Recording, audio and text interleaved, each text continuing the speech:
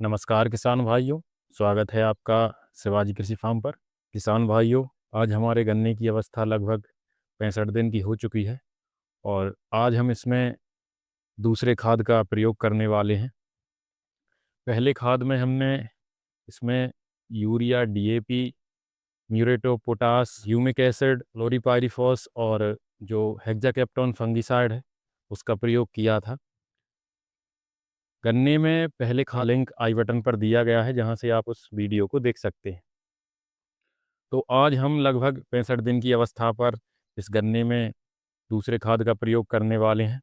लगभग 4 से 5 दिन पहले हमने इस गन्ने की दूसरी जुताई करवा दी थी।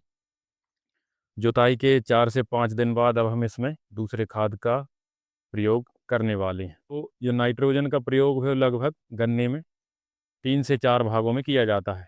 तो बेसल डोज के समय हमने लगभग 50 किलो नाइट्रोजन दी थी और अब दूसरी खाद में हम लगभग फिर से 50 किलो नाइट्रोजन देने वाले हैं। उसके लिए हमने 110 किलो यूरिया का प्रयोग करने वाले हैं। 110 किलो यूरिया से हमको लगभग 50 किलो नाइट्रोजन मिल जाएगी। उसके बाद चूँकि पिछले वर्ष हमने इसमें मैग्नीशियम सल्फ़ेट और जिंक सल्फ़ेट का प्रयोग खाद के रूप में कर लिया था, तो इस वर्ष हम केवल मैग्नीशियम सल्फ़ेट का दोबारा प्रयोग कर रहे हैं और उसके साथ ही हम फेरस सल्फ़ेट का प्रयोग कर रहे हैं। यदि मैग्नीशियम सल्फ़ेट की बात करें तो मैग्नीशियम सल्फ़ेट हम लगभग 3 किलो प्रति एकड़ के हिसाब से मैग्नीशियम सल्फ़ेट का प्रयोग कर रहे हैं और उसके साथ ही हम लगभग 5 किलो प्रति एकड़ के हिसाब से फेरस सल्फ़ेट का प्रयोग कर रहे हैं। तो टोटल ये 1 एकड़ 60 डिसमिल जगह में हम 5 किलो मैग्नीशियम सल्फ़ेट का प्रयोग कर रहे हैं और साथ ही 7 किलो फेरस सल्फ़ेट का प्रयोग कर रहे हैं। तो मैग्नीशियम सल्फ़ेट का प्रयोग हम क्यों कर रहे हैं? क्योंकि मैग्नीशियम सल्फ़ेट क्लोरोफिल का एक महत्वपूर्ण हिस्सा होता है। मैग्नीशियम सल्फ़ेट का प्रयोग करने से जो गन्ने की पत्तियां हैं वो लस्ट ग्रीन कलर की हो जाती हैं। इनमें क्लोरोफिल की मात्रा बढ़ जाती है, जिससे जो गन्ना है आपका बहुत ही हरा भरा गन्ना आपका हो जाता है। गन्ने में फेरस सल्फ़ेट का प्रयोग जो है ज़रूर करना चाहिए। कहीं कहीं पर आप देखते हैं कि आपके जो गन्ने की पत्तियां हैं, गन्ने की ये जो नस और जो पत्तियों के बीच में शुरुआती अवस्था में पीली पीली धारियां दिखाई देती हैं और जो धीरे धीरे पूरा पत्ता है वो सफ़ेद कागज़ की तरह दिखाई देने लगता है। तो ये फेरस की कमी के कारण होता है।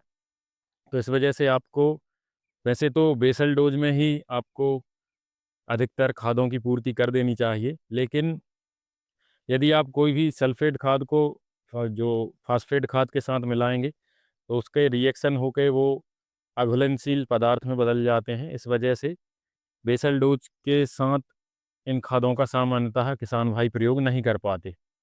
वैसे तो आप इसको माइक्रोन्यूट्रिएंट मिक्सचर के स्प्रे के द्वारा भी पूर्ति कर सकते हैं, लेकिन गन्ने में आपको फेरस सल्फ़ेट का प्रयोग करना चाहिए।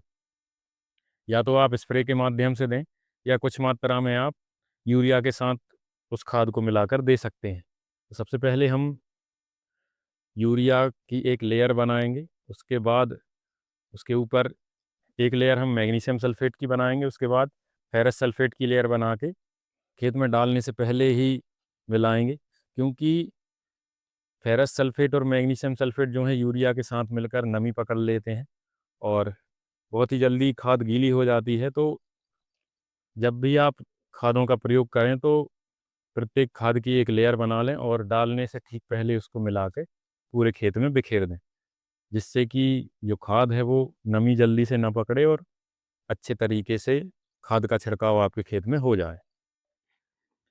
उसके साथ ही हम जो खाद का छिड़काव करते हैं, गन्ने की जड़ों के पास हम खाद डालते हैं। जैसे कि यहाँ पर यहाँ आप देख सकते हैं, ये जो गन्ना है, गन्ने की जो जड़ जड़ क्षेत्र होता है यो वो यहाँ पर होता है। इसी तरह ये जो गन्ना है इसका जड़ क्षेत्र यहाँ पे होता है। तो जब भी हम खाद डालते हैं, इन लाइनों के साइड में खाद डालते हैं, जिससे हमारी जो भी खाद है वो जड़ के सीधे संपर्क में आ जाए। इस तरीके से आपकी जो खाद है उसका आपको 100% रिजल्ट मिलता है और खाद का नुकसान जो है वो कम से कम होता है। इसी तरह खेती से जुड़ी जानकारी के लिए मेरे यूट्यूब चैनल को सब्सक्राइब कर लें और बेल आइकन को भी प्रेस कर लें, जिससे आने वाले वीडियो का नोटिफिकेशन आपको मिलता रहे। धन्यवाद।